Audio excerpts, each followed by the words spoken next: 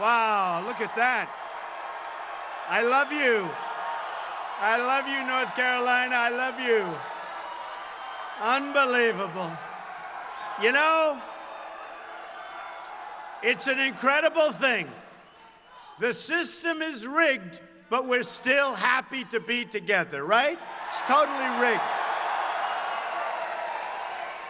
What a system. What a group. I'll tell you what's going on, and we're going to be talking about it. But before I do, a great friend of mine, somebody respected by everybody, Senator Bob Corker. Come on up, Bob. Come on up.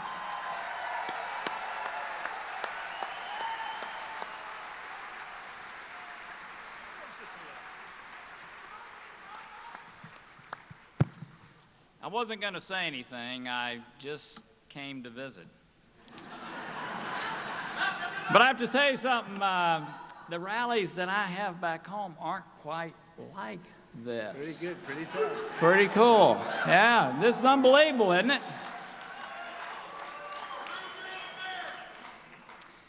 Had a pretty remarkable day today. Pretty remarkable day. You know, it says a lot about a person to meet their family. Spend time with their kids, if you will, Ivanka and Eric and their son-in-law, and to be around the people that have worked in the Trump organization for 25 and 30 years, to see the respect that they have for the person they've worked with, the father and father-in-law that they have, to see how he treats the people that are around him. So many times in these campaigns, people become caricatures of what the media makes them. And all too often, after a race is over, people realize they never really knew the person. Somebody once told me it's not who you know in life, it's how you know them. And I had the incredible privilege today to spend time with this man, to spend time with his family, and to spend time with those who know him so well. And I figured out the reason that you love him so much is because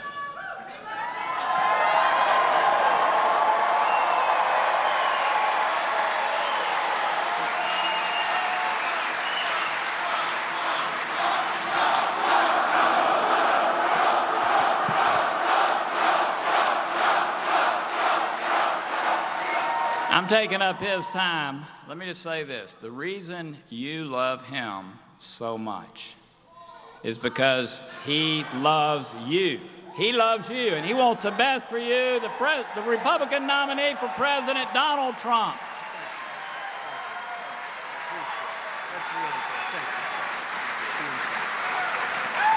Great guy, great person.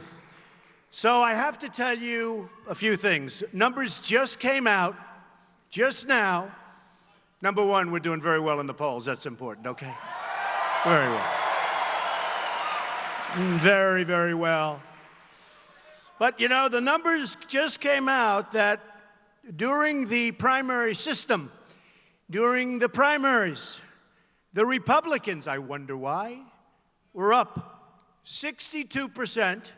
The Democrats were down 21%. These are final numbers, just came out. That tells you a little bit about what's going on. And what's going on very big and big league is what you witnessed today and over the last week. From Bill Clinton going to the plane, just happened to be there. I wonder how long he waited.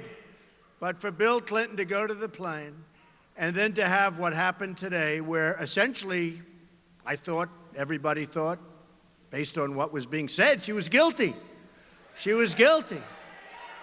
And it turned out that we're not going to press charges. It's really amazing. But I'll tell you, look, we have a rigged system, folks. Hey, I used to say it during the primaries. We were all together. I won North Carolina, big league, because of you. Big league. And not only did the Republican Party go way up from what it was 4 years ago, way, way up, but Donald Trump, in the history of the primary system, Republican Party, with 17 people running. A lot of people don't understand where you say 17 people. I got almost 14 million votes, more than anybody in the history of the Republican Party, more than Ronald Reagan, more than the Bushes, more than Richard Nixon, more than Dwight D. Eisenhower, who did win the Second World War. It certainly helped a heck of a lot. We got the highest vote count in the history of the Republican Party. That was such a big thing for me. We won 37 states. It just got stronger and stronger and stronger. And I think we're stronger now than ever before. We're fighting a very dishonest media. Do we have a protester? All right, get him out, please.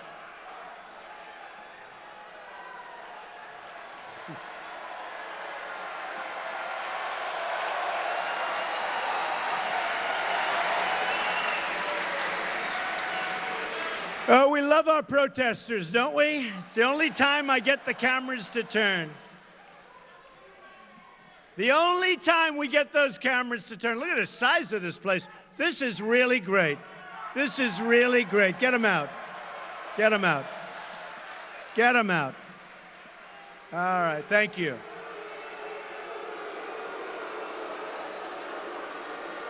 Thank you.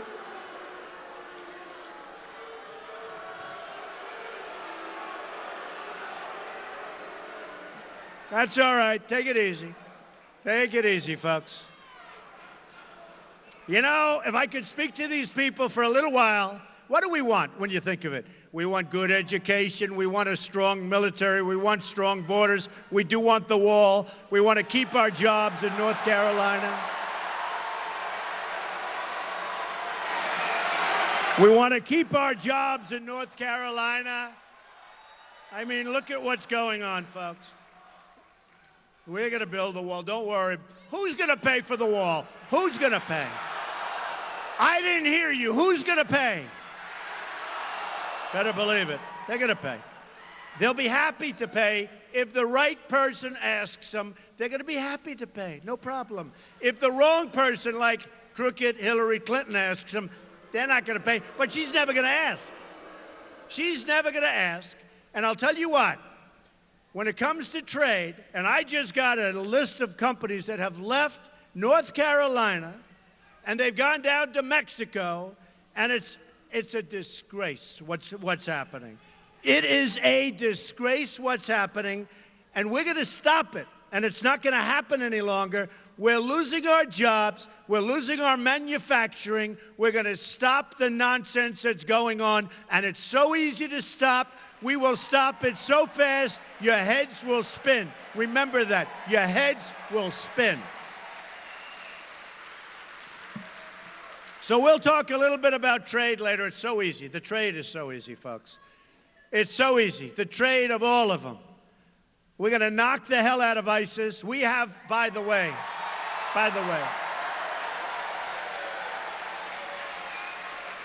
we have a president who's out campaigning for crooked Hillary Clinton, and he should be home working on ISIS, where the threat is getting worse and worse. He should be working on trade. He should be working on the borders. People are flowing into our country from lots of places, but from Syria, no more. No more, okay? They're not coming, no more. We don't know who they are.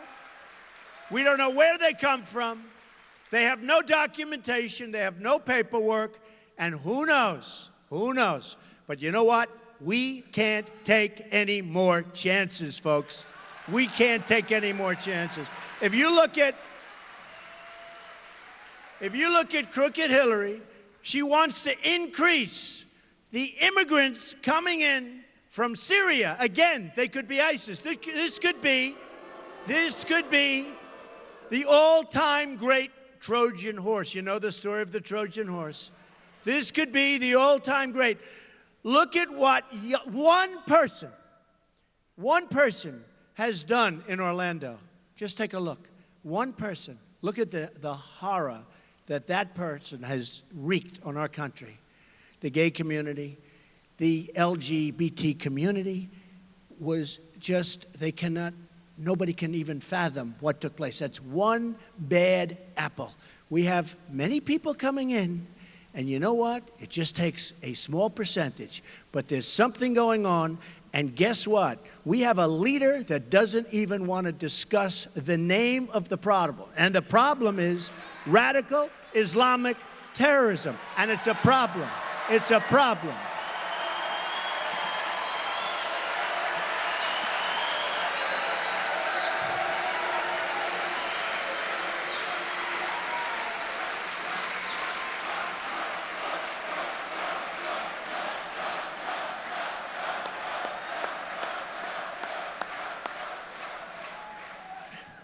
And we've got Hillary Clinton, who's weak, who's ineffective. She'll never be able to do the job. Her judgment is horrible. Look at her judgment on emails. Who would do it? Look at her judgment. Her judgment is horrible, all right? Her judgment is horrible. Now, who said that about Hillary? Bernie Sanders said, her judgment is bad. She's got bad judgment, okay? Now, let me tell you, whether it's ISIS, whether it's trade, whether it's borders, whether it's jobs, it's going to be 4 more years of the same thing. The last thing we need is another Clinton, or the last thing we need is an Obama Clinton in the White House. We have got a mess in this country. We owe $19 trillion, soon to be $21 trillion. The debt has doubled under Obama. It's doubled. Wait till you see. We are sitting on a mess, and it's got to be taken care of. And the way it gets taken care of, at least that aspect of it, is jobs. We're going to bring jobs back to North Carolina. We're going to bring jobs back to our country. It's going to be America first, not all these other countries that don't give a damn about us. It's going to be America first. America, America, America first.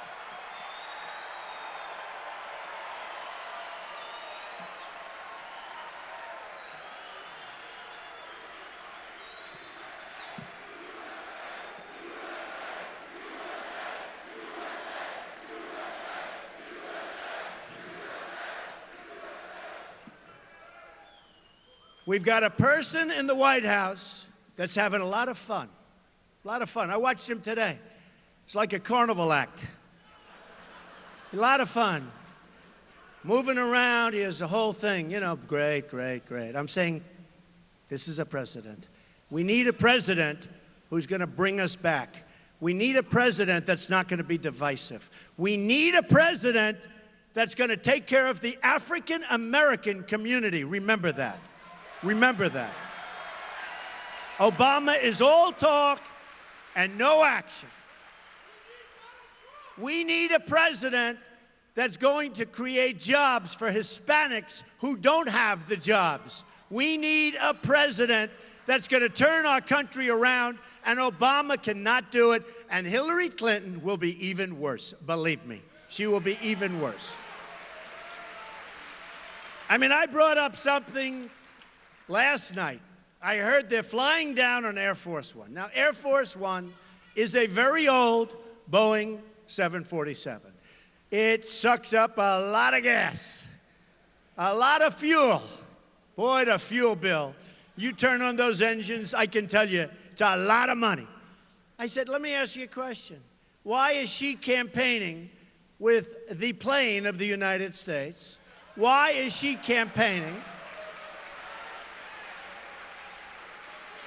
And why is he allowed to come down, get on that very, very, very expensive plane? You know, he talks about the carbon footprint, okay? He wants to solve the carbon footprint, but he gets on an old Boeing 747 that's spewing stuff into the air. He gets her on the plane.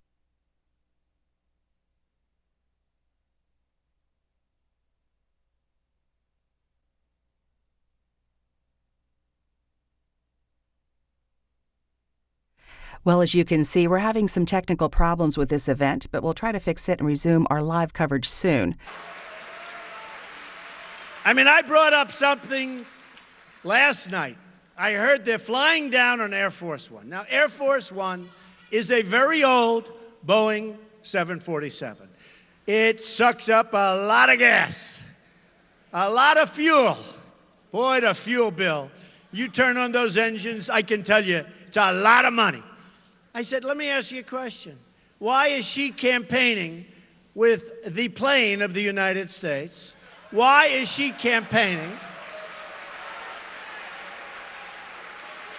And why is he allowed to come down, get on that very, very, very expensive plane? You know, he talks about the carbon footprint, okay? He wants to solve the carbon footprint, but he gets on an old Boeing 747 that's spewing stuff into the air. He gets her on the plane.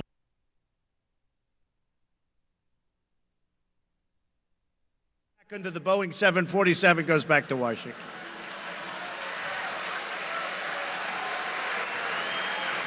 His greatest was when he wanted to play golf in Hawaii. So he takes the 747, and by the way, he's played more rounds just about than people that play professionally on the PGA Tour. I mean, this guy. And he gets on this plane, flies to Hawaii. He's there for a long time. Golf, golf, golf, golf, more.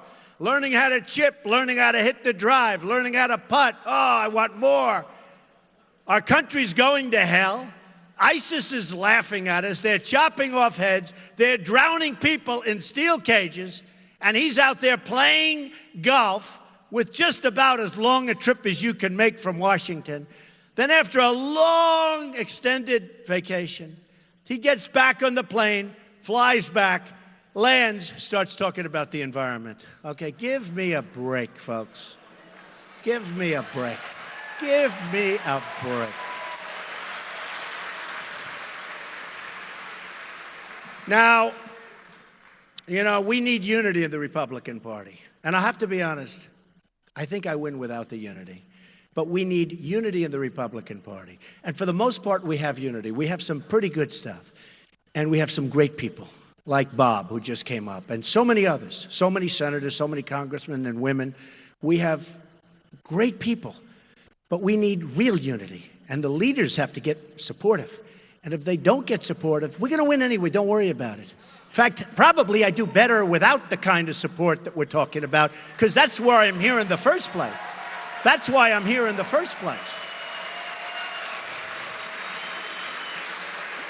The convention's going to be terrific. We have great speakers. We have fantastic speakers. We have so many people that want to speak. You know, they give us the stuff, oh, they don't have enough. We have so many people that want to speak. I have made so many enemies by saying, I can't let you do it. But we want people that love our country and that want to be there and that love our party. And that love our party. And if they don't love our party, they shouldn't be there. And let me just tell you one little thing, which turns out to be a big, big thing. Defense is always most important, right? We have to defend our country. We're going to have to build up our military again. It's really depleted. It's in bad shape. We're going to build it up. We're going to take care of our vets like you wouldn't believe, because our vets are being mistreated horribly, horribly. Our greatest people. And we have a plan that's received universal, fantastic reviews. And I'm the only one. You know, I made a speech up in a great part of the world, okay? I won't even mention where. But I made a speech, and during the speech I said, let's raise some money for the vets. We ended up raising $5.6 million for vets. For vets. I gave $1 million, and we ended up, I could have just made a speech and left. And the press comes down. Well, he should have given here. He should have given it faster. We have to vet the vets. You know that, right? They're groups. Who knows? We have to check them out. But anyway, we raised $5.6 million for the vets. I am so proud of it. I love the vets. I have received more accolades from the groups. We're sending groups that never had money, 100,000, 200,000. In one case, 1.1 million. In another case, 250, 75,000, 50,000, all of these groups, I don't know, 30-something groups. It was so beautiful to see. You, all of us, we have received accolades. And I say all of us because this is a movement, folks. This is not like a normal situation. Look at this room. Look at the size of this room. And there are thousands of people, and I got wiped out getting off the plane. It was raining and windy, and I want to tell you, it's actually beautiful. Beautiful. And now you know it's my hair, because any hair that could withstand that wind. The pilot, it is my hair. The pilot said, sir, I'd wait about 10 to 20 minutes before you get out of the plane. I said, why? Is it 35, 40 mile an hour gusts, raining? I said, no, we're not going to keep these people waiting. We're going to come out. We're going to get out. We're going to talk. We're going to make America great again. And I'll tell you, I'm so proud of what's taken place. So we really did that and so many other things because it is a movement. It's a movement like nobody's ever seen before. I mean, they actually say, I watched Bill O'Reilly, said it's the single greatest political, good man. I'm on tonight, but you guys are here, so you're not going to see it, but you'll watch it later. I'm on tonight. I did a phoner. It's always good when they take you by phone. That means you're hot. You know, if you can do it by phone, when you start getting asked, I say, I'm sorry, I won't be able to do it. I'm on a plane. I'm going to North Carolina. How about by phone? They don't do phones, right? You ever see anybody call into Bill O'Reilly? I never saw it. We do phoners to meet the press. We do phoners to face the nation. This week, it's so much easier, folks. You sit home. Hi, how you doing? How's everything going? How's the world? How's the world? But it is a movement that we have going on. People have never seen anything like it. Pundits that hate me, of which there are many. Look, we've made them look pretty bad. Don't forget this. Most of them said he's not going to run. Then they said, if he runs, well, he won't do good. He's going to have fun. He's going to leave in July. I mean, I only announced on June 16th. Give me a little credit, right? He's going to have fun. He's going to get some kicks. He's going to build his brand. This is what I need more. Let more people know who I am, right? In the meantime, I got killed. I mean, you know, I lost the shirts because Macy's was so disloyal.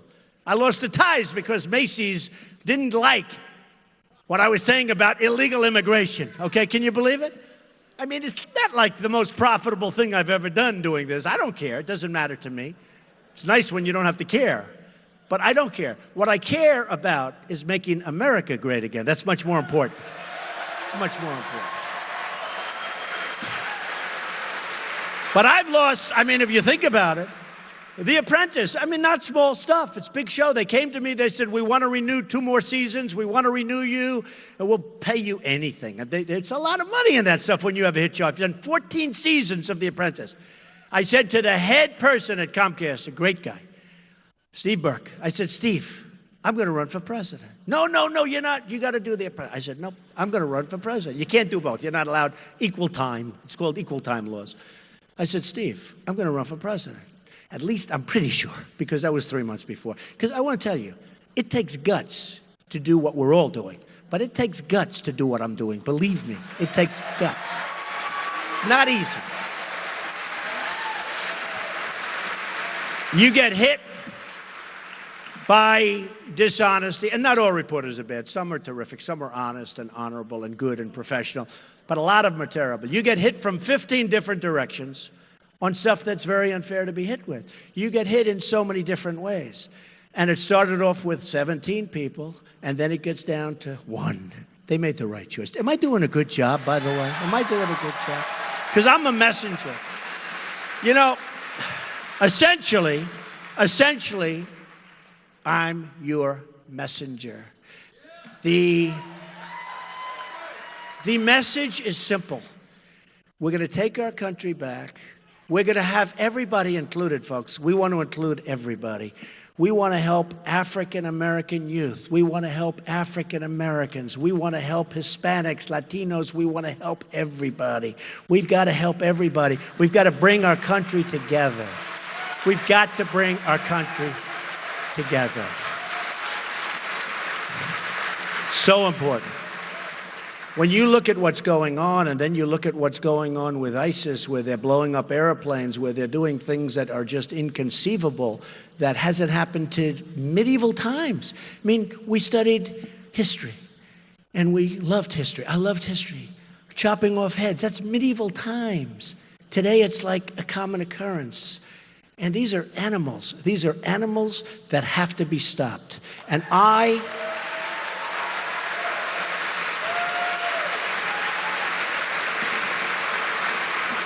I was against the war in Iraq. Now, I was a civilian. I'm a businessman. It was a long time ago, but I was against it. I was always against it. I didn't want to go the war in Iraq. I said, I think you're going to destabilize the Middle East. I think you're going to have a lot of problems. Who would have known this is going to happen? And on top of everything else, what else did we get out? Other than a total destabilization, a total mess, thousands and thousands of our lives and other lives, their lives. Thousands and thousands of our young people's lives destroyed. Tens of thousands of wounded, where they're wounded so gravely. They're the bravest people I've ever seen. They have a better attitude in life than I do. Some of these people, they have the best attitude I've ever seen. I work with them. We help them. And they have the best attitude I've ever seen. I've never seen anything like it. I'm serious. They have a better attitude about life in some cases than I do. These are amazing, amazing people. We shouldn't have done it. But what did we get out of it? We got ISIS on top of everything else. Now we have a president that doesn't know what the hell he's doing. He doesn't have a clue, folks. And instead of staying there with a fairly small force, he announces to the world he's going to take everybody out. And they'll be out by a certain date. And the only thing that was a little surprising is the enemy didn't believe him, because they said nobody could be that stupid to announce that we're going to be out on a certain date.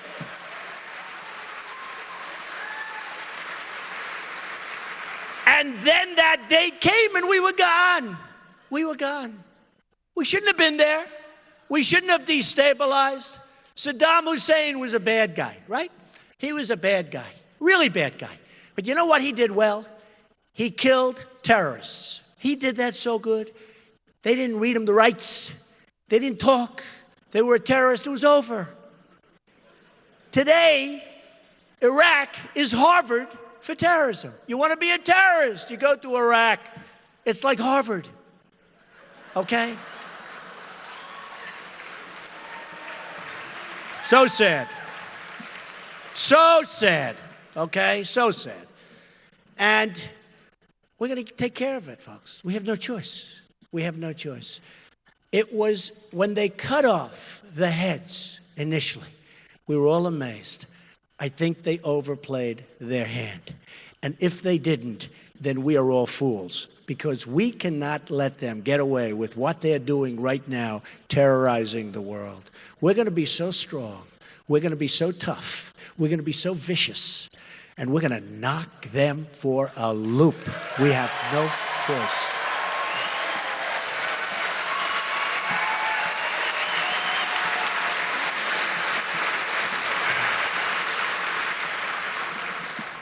So I wrote some notes coming in the plane because I was watching this tragedy that took place today and over the last few days. It's a tragedy because we're a country of law.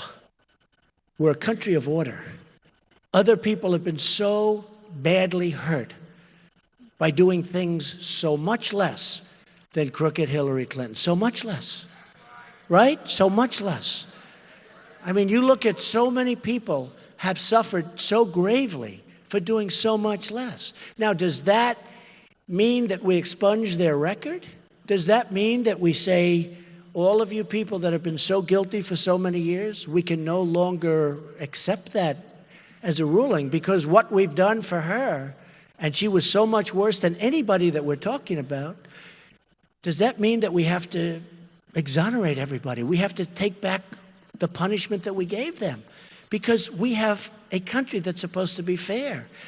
And when you hear what was said by the FBI director today, and you listen to what he said, and in the middle of it, he was talking about so many different things. He talked about extremely careless. She was extremely careless. That's a tremendous word. You didn't have to be careless. You didn't even have to really know that what you were doing was wrong and you're guilty, because we're talking about serious stuff. We're talking about the lifeblood of our country. We're talking about the safety of our people. The laws are very explicit. Stupidity is not a reason that you're going to be innocent, okay? It's not a reason.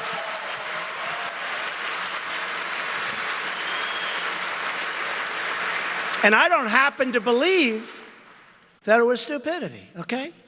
But even stupidity is not a reason. And boy, what they've done. So I wrote this out, and I'm going to read some of it to you. And I think it makes sense. And I think it's important for us to understand. Today is the best evidence ever that we've seen that our system is absolutely, totally rigged. It's rigged.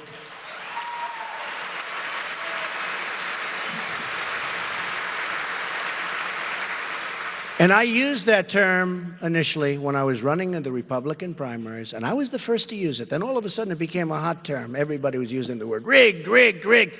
But if you remember, I'd win Louisiana, and I'd find out I didn't get enough delegates. What happened? And places like Colorado, which was so good to me. But all of a sudden we find out that they don't have the vote. And other things. Okay, I used the word rigged. And frankly, I'll be honest. If I didn't win in landslides, I wouldn't be standing up here. You'd be watching some politician who would lose to Hillary Clinton. Okay, believe me. Believe me. I started winning. I learned about rigged very fast. I learned. But I used the term rigged. Then all of a sudden, Bernie started using it, and other people. Now everyone talks about rigged. But I'm going to keep using it because I was the one that brought it up, and I'm the one. And I asked a couple of political pros, you ever hear the word rigged? It's a rigged everything. And they really, there hasn't been a thing used. I guess it has to be somewhere along the line, but it hasn't. But think of Bernie Sanders. Who's the most angry about this? I think the one with the most to lose is Bernie Sanders. Because honestly, he was waiting for the FBI primary. And guess what? He just lost today the FBI primary. He lost the FBI primary. Bernie, my poor Bernie. Oh, Bernie. I feel so badly for Bernie. But you know what? A lot of Bernie Sanders supporters are going to be voting for Trump because Bernie Sanders was right. Bernie Sanders was right about a couple of things. He's right about the system being rigged, but he's also right about trade. Our trade deals are a disaster. They're killing our jobs. They're killing our families. They're killing our incomes. I mean, people in this room, many people in this room, and I'm going to fight for you because it's going to be changed fast. Many people in this room are making less money today than they made 18 years ago, effectively. And they're working 2 jobs instead of 1. And this horrible, stupid Obamacare is a killer, which is giving them part-time employment when they never had part-time employment in their lives. And the premiums are through the roof, and the deductibles are so high that you'll never be able to use it unless you die a very vicious, long, slow death. Okay? And it's going to explode in 17 anyway, and we're going to replace it before it explodes. And we're going to replace it with something that's great and that's less expensive, both for yourselves and for the country. It's a horror show. You have to see what I'm hearing. On Earth.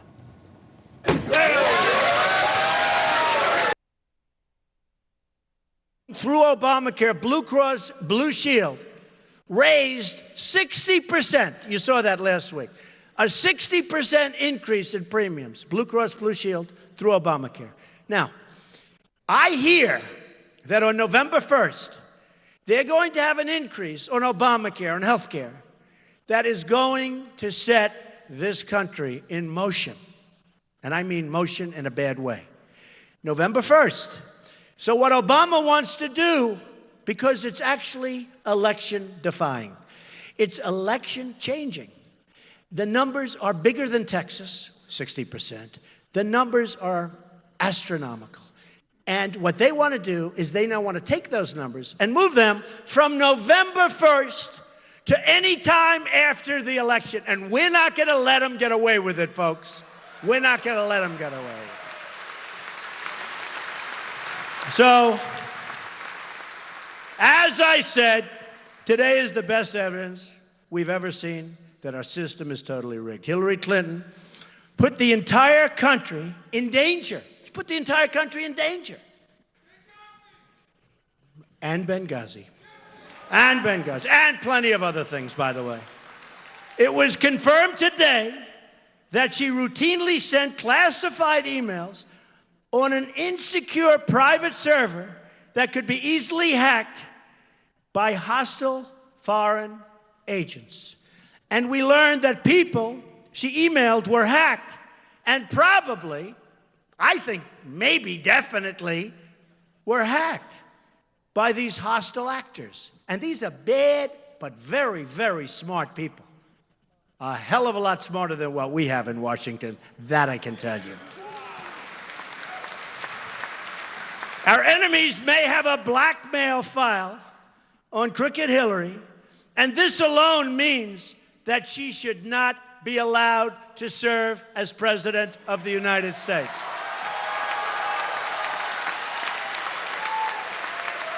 We now know, just wrote this out, we now know that she lied to the country when she said she did not send classified information on her server. She lied. She sent vast amounts of classified information, including information classified as top secret. Top secret. Okay? And this is where they said that she was extremely careless and, frankly, I say, grossly incompetent. She will be such a lousy president, folks. So sad. Okay. The lives of the American people were put at risk by Hillary Clinton so that she could carry on her corrupt financial dealings. Probably, that's probably why she didn't want people to see what the hell she was doing. She went to extraordinary lengths to carry out an Enron-style purge of her emails. 33,000 emails are missing, and they say, oh, she's fine, she's fine. 33,000. And I've always been told you can't really get rid of an email. Have you ever heard this? That if we have the real super geniuses that know this stuff, they say you can't get rid of emails. But we didn't use them because they didn't want to use them. They didn't want to use them. So, like a criminal with a guilty conscience, Clinton had her lawyers delete, destroy, and wipe away forever, except I still say there are geniuses that can find them. 30,000, think of this, 30,000 emails. This again disqualifies her from service, and just think of it. I mean, how can you have this?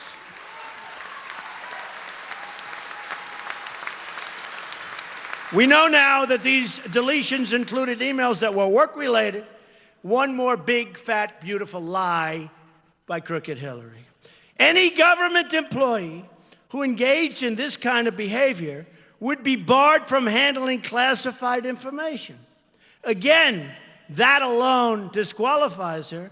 And again, Bernie Sanders talked about bad judgment, but he's not happy tonight, folks, because now it looks like it's over for Bernie. But you know what? I have a feeling they're going to have a lot of people marching on Philadelphia. Let's see what happens, okay?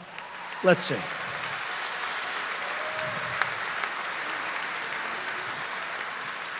I don't don't know about you, but I always felt that Hillary Clinton would escape criminal charges for her dangerous and illegal behavior because I always knew and I always see, and it's so sad, that our system is in fact rigged. It's totally rigged, okay?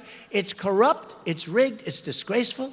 You have a statement made today at 11 o'clock, then you have a big speech by the president flying in on Air Force One with Hillary Clinton a few hours later, even though we have more people here than they do, but we won't say that.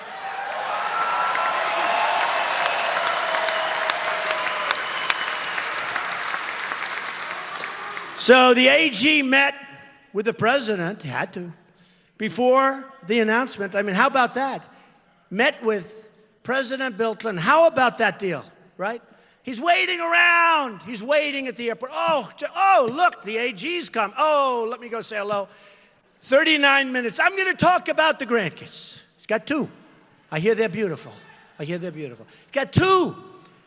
Now, I have 8 grandchildren, and I will tell you, I can talk about them. And after I say, isn't she beautiful? Isn't he beautiful? Oh, I love this kid. I love the kid. I love him. But after about a minute, I can't go much longer. I want to get to business, right? For you, I want to get to business. But he didn't talk about it. He talked about golf, okay? So he talked about the grandkids, and I would say that would take anywhere from 30 seconds to a minute. Seriously. Am I right? I mean, how long can you talk? Mr. Attorney General, I have the most beautiful grandchildren you've ever seen. Let me show you a picture. Isn't that great? Let me show you another picture. What do you think? I think they're beautiful. Aren't they beautiful? And they're smart, and they're great. They're great.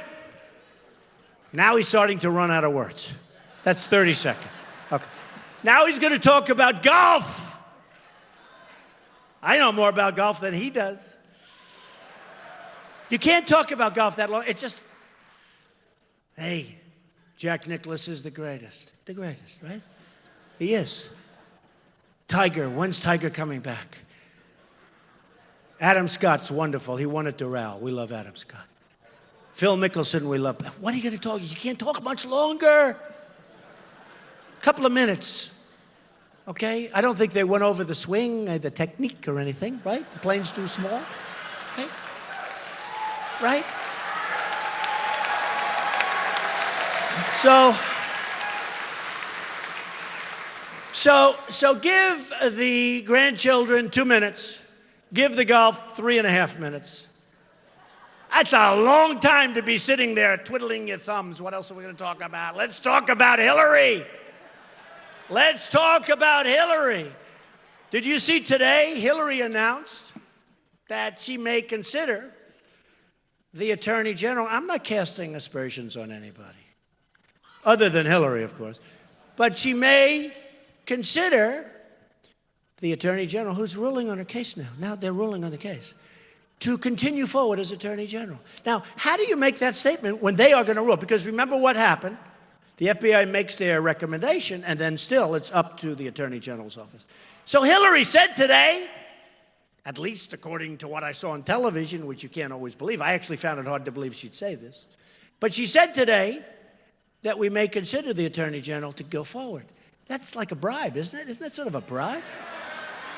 I think it's a bribe. I mean, that if she wins, she's going to consider extending the Attorney General. And you know what? I'm not knocking the Attorney General. What I'm saying is, how can you say that? It's a bribe.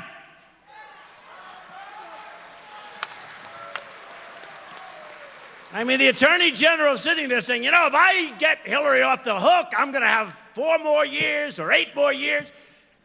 But if she loses, I'm out of a job. It's a bribe.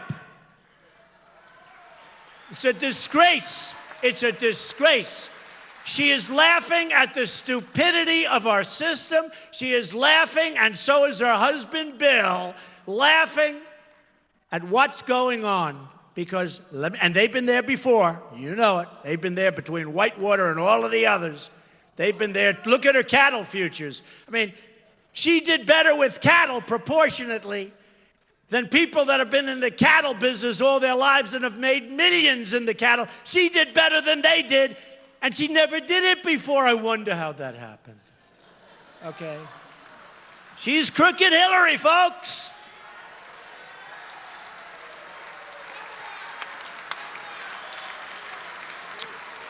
And now with all of that going on, you have Obama campaigning.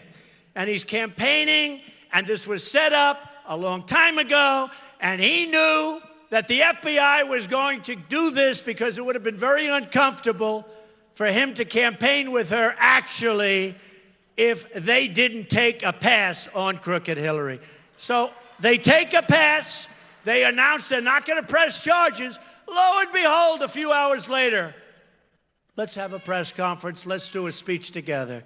By the way, her speech was terrible. I watched it. How boring was that speech? Do we like Trump better? Do we like Trump better?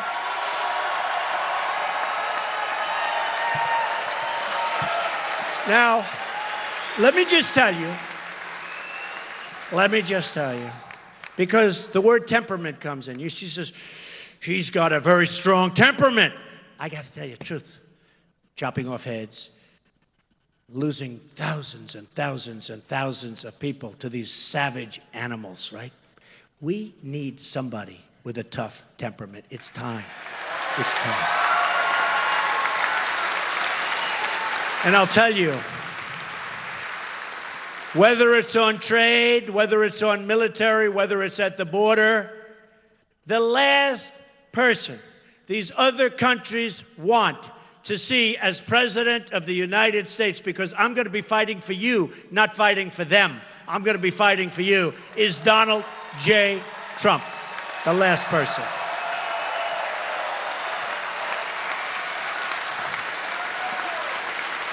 So,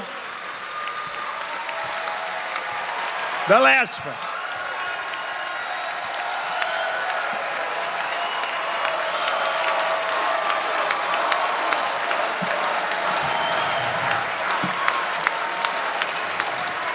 So a very amazing and prestigious man, I won't use his name, but some people will know who I'm talking about.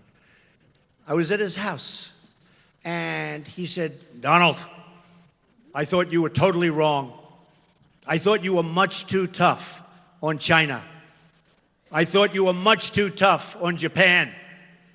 I thought you were much too tough on Mexico and all of these other countries that you're talking to with respect, but I thought you were much too tough. And for a year, I've been telling people, he's being too tough. I thought you were much too tough, Donald, on Saudi Arabia. Much too tough. I thought you were much too tough on Japan, because as you know, and as you never knew before I got involved, we pay for a big portion of Japan's military. And I want them to help us out.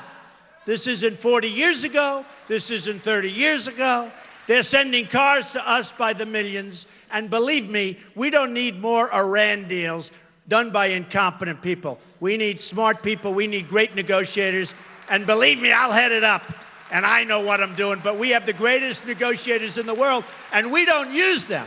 We use political hacks. So we take care of Japan, and we take care of Germany, and we take care of lots of places. South Korea. We have 28,000 soldiers on the line between North and South Korea.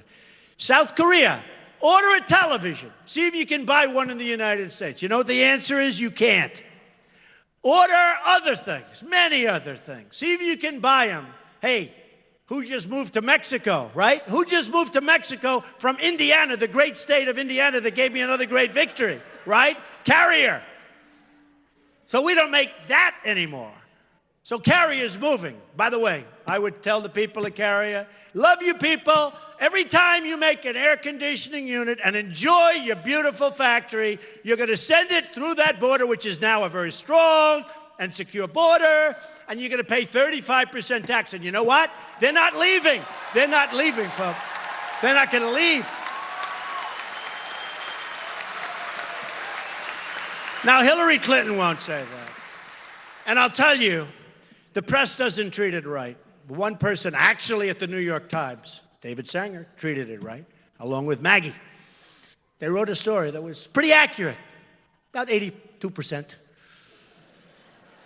But I mention this all the time, and the press will go, Donald Trump wants Japan to go nuclear. I didn't say that. You have to be prepared always in a deal to walk. For instance, with the horrible deal we made with Iran, the horrible deal, the incompetent deal, Kerry should have picked up and walked a couple of times. He should have walked when they said they won't give back our hostages until the deal is over. He should have walked.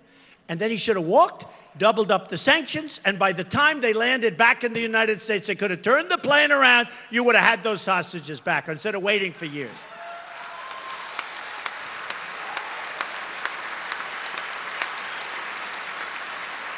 And he should have said one other thing, folks. We gave them back $150 billion. I would have said it differently. I would have said, you know, my father used to say, son, you're too tough. Take the lumps out, soft, nice and easy. My father was great. Good salesman, good builder.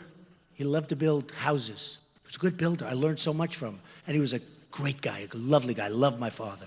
But he used to say, son, you're too tough. Take the lumps out. So in the old days, I would have said, we're not giving you the $150 billion. And they would have been angry and we would have had lots of problems, right? I wouldn't say it that way anymore. My father taught me too well. I would have said, fellas, and it is all fellas, I hate to say. They haven't figured out that the women are smarter than the men yet, okay? They will. They will.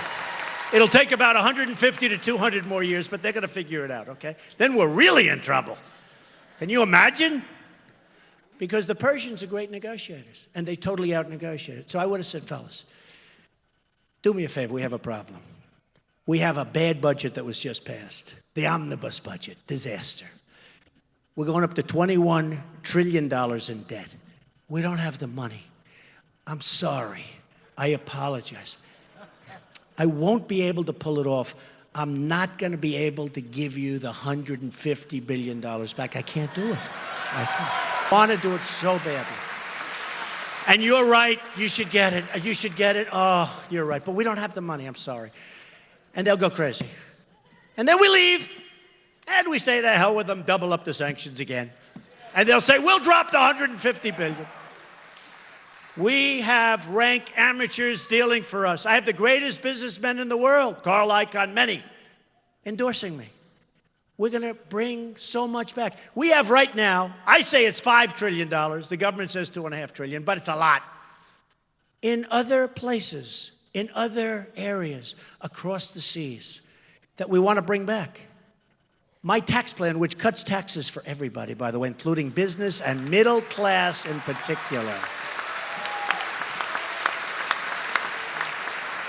It cuts taxes. We're going to bring all that money back, and that money is going to be spent in the United States. Right now, they can't get the money back. So you have corporate inversions. You have companies leaving the United States to get their money. They can't get their money back. It's impossible bureaucratically, and the taxes are so ridiculous that only a person that's really, really, really dumb would say, send it back. So they leave the money over there, and they take the company, they move the company to the money. You ever hear that one before? And it's happening all over the place. Take a look at what's going on.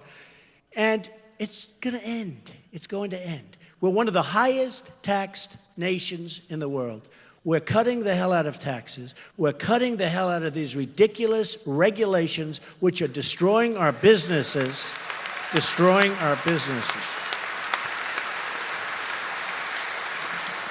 And we're going to do it, Jeff. Okay. So, just to finish, because I'm so proud of what I wrote, I have to read it, right?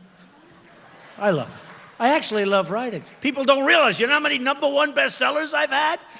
And The Art of the Deal. I actually know how to write. I love reading this stuff. I love it. The question really has to be asked is this: what is Hillary Clinton's motive? And to that, I'm even going to say, who cares? She's put us at danger.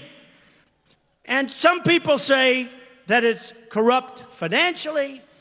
I don't care what her motive is. All I know is she had a motive, but she's erased so many emails, we'll never find out, okay? Bill and Hillary Clinton raked in millions of dollars from foreign governments, special interests, and international corporations in exchange for favors, folks, for favors. She's crooked Hillary. Don't you understand that? This is one of the most crooked politicians in history. These entities either funneled money into the Clinton Foundation or paid Bill Clinton lavishly for speeches. Got paid a fortune. At least 60 companies that lobbied the State Department during Clinton's tenure as Secretary of State donated a total of $26 million to the Clinton Foundation. Okay, $26 million. And she's dealing with these countries. Bill Clinton, and by the way, many of these countries treat women and want to enslave women, and they treat women horribly. And as far as the gay community, they push them off buildings, and they kill them, and they execute them. And she has tens of millions of dollars from these countries. Believe me, I am better for the gay community. I am better for women than she will ever be on her best day. On her best day.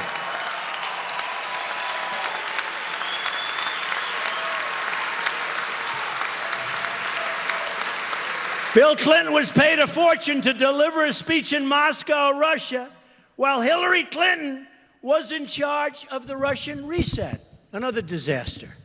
Bill Clinton was paid money by the Chinese government, a lot, and its supporters, while Hillary handled China policy. And during this time, China was stealing hundreds of billions of dollars in United States intellectual property. Okay, folks? We could go forever. ABC News said President Clinton accepted speaking fees from numerous companies and individuals with interests pending before Hillary Clinton's State Department. Oh, that's nice.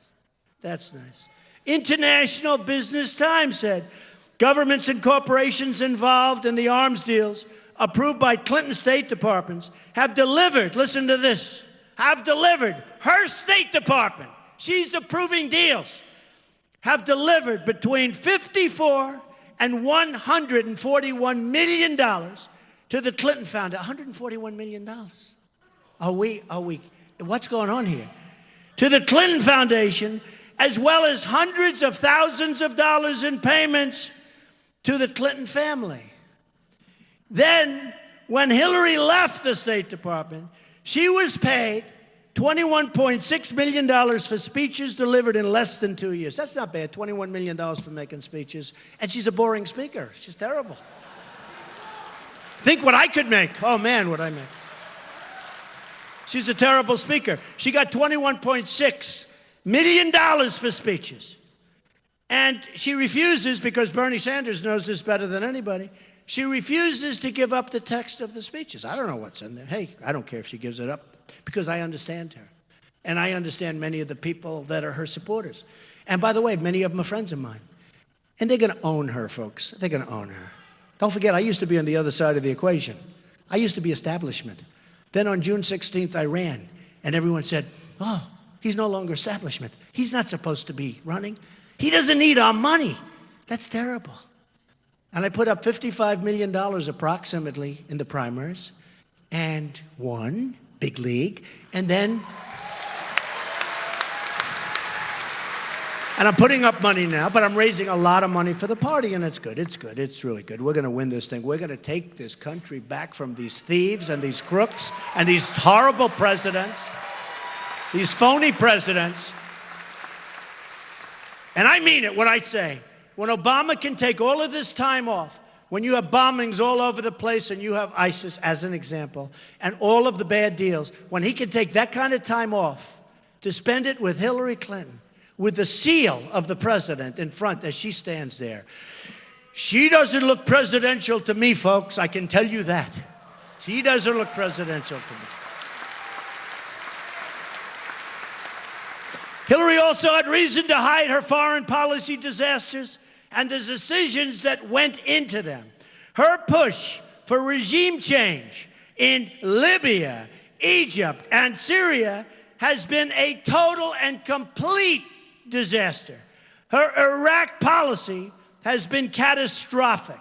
She's unleashed ISIS across the Middle East with her bad decisions and her bad judgment.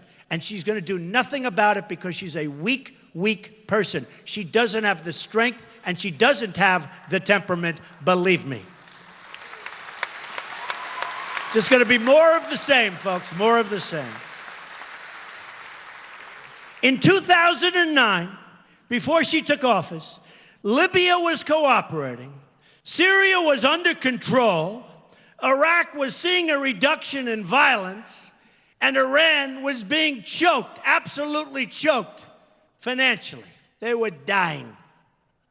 Now, after she left, ISIS controls huge portions of Iraq, Syria and Libya committing unspeakable, inhuman atrocities and trying to launch attacks against the West. Iran, meanwhile, has been placed on the path to nuclear weapons, has become a true power. They become a true power in the Middle East and beyond. What, they weren't a power. We gave them power with that horrible, horrible deal. So Hillary Clinton's policies have spread ISIS and made Iran the dominant Islamic power in the Middle East. Hillary Clinton can't keep her emails safe. And you know what, folks? She sure as hell can't keep our country safe. Can't do it. Can't do it.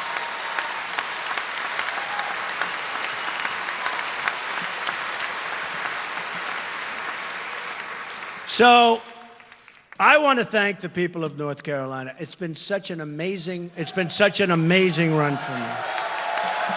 Been such an amazing run.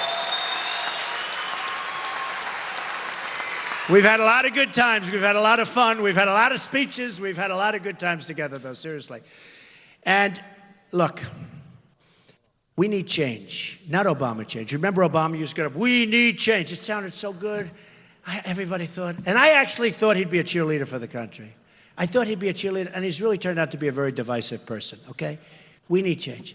And I hate to use the term, but we really do need change. We need fresh, tough, bold ideas. We need people that know what they're doing. We need people that aren't worried about political correctness. We can't use that term. We can't use that term.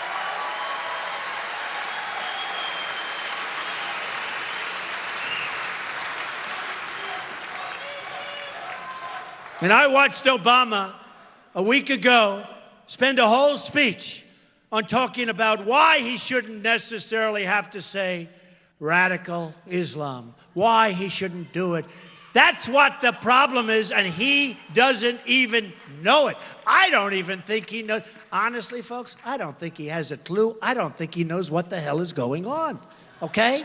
I don't think he knows what's going on. And you know, it's a very interesting thing, but I was watching yesterday, and everybody's saying, ISIS, ISIS, ISIS, ISIS. Now, you know, you can have your definition. It has to do with territory, and it has to do with other things, and we can both give you definitions of ISIS and ISIL. But do you ever notice people say ISIS, except him, he says ISIL, ISIL. He goes, and ISIL is being driven back, and ISIL is the JV. Remember that, the JV? Man, if that's the JV, I sure as hell don't want to see the varsity, right? Don't worry. Don't worry.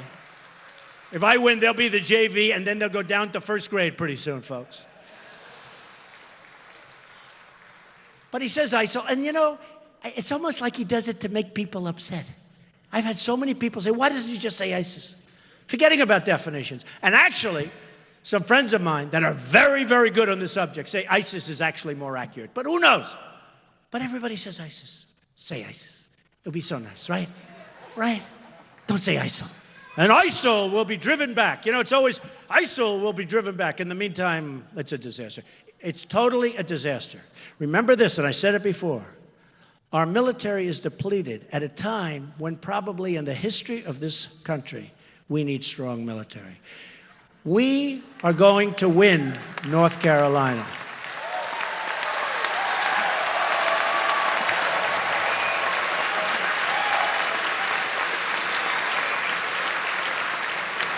We are going to get rid of these fools that are running our country.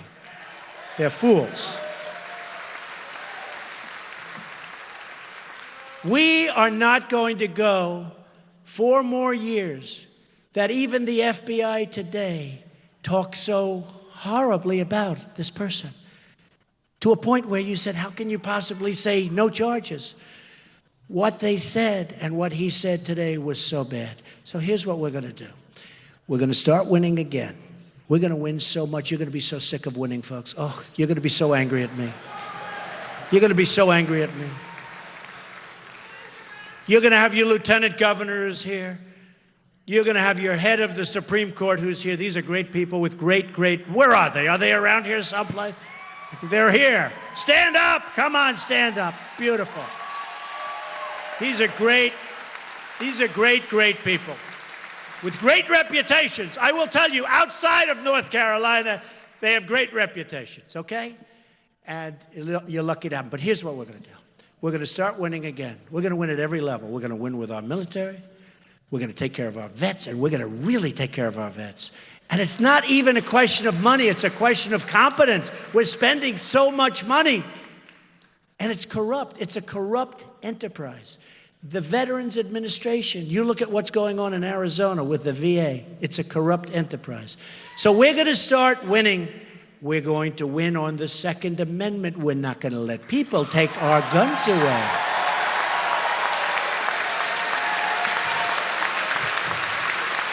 We're going to terminate Common Core out of Washington. We're going to bring our education local, so we can have our local people who love our children and who really understand our children, give them the kind of education that we want. We're going to repeal and replace Obamacare so quickly.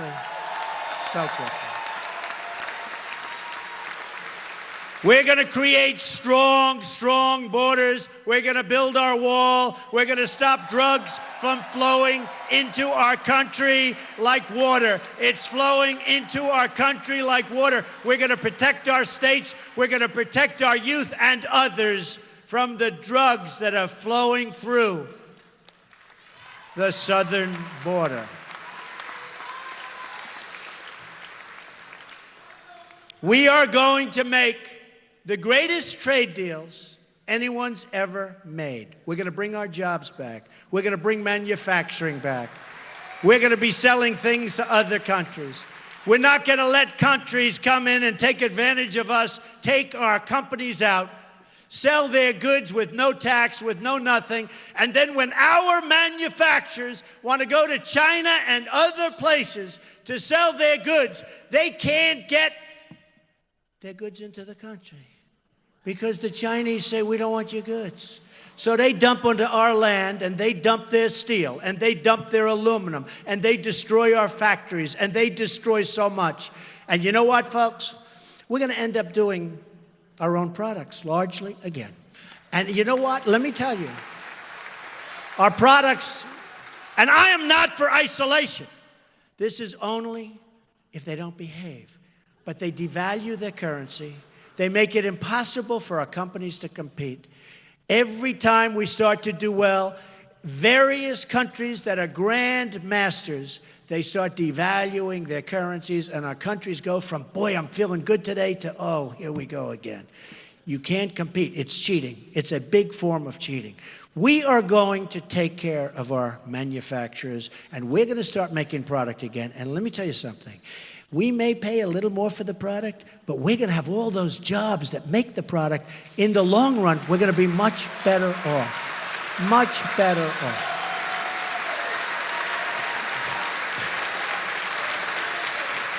And a lot of that will come back. And again, no isolation. We're going to have fair trade. We're going to have free trade.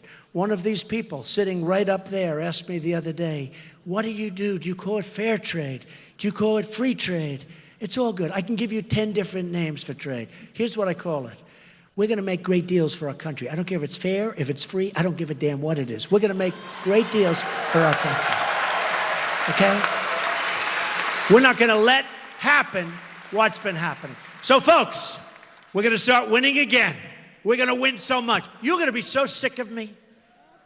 You're going to have the justice call me. You're going to have the lieutenant governor and the governor call me and say, Mr. President, the people of North Carolina are sick and tired of winning. You're winning too much. They're really starting to dislike you, Mr. President. And I'm going to tell the justice, and I'm going to tell the governor and the lieutenant governor, I'm sorry, we got to keep winning because we're going to make America great again. I love you, North Carolina. Thank you very much. Thank you. Thank you. Thank you very much, everybody. Thank you.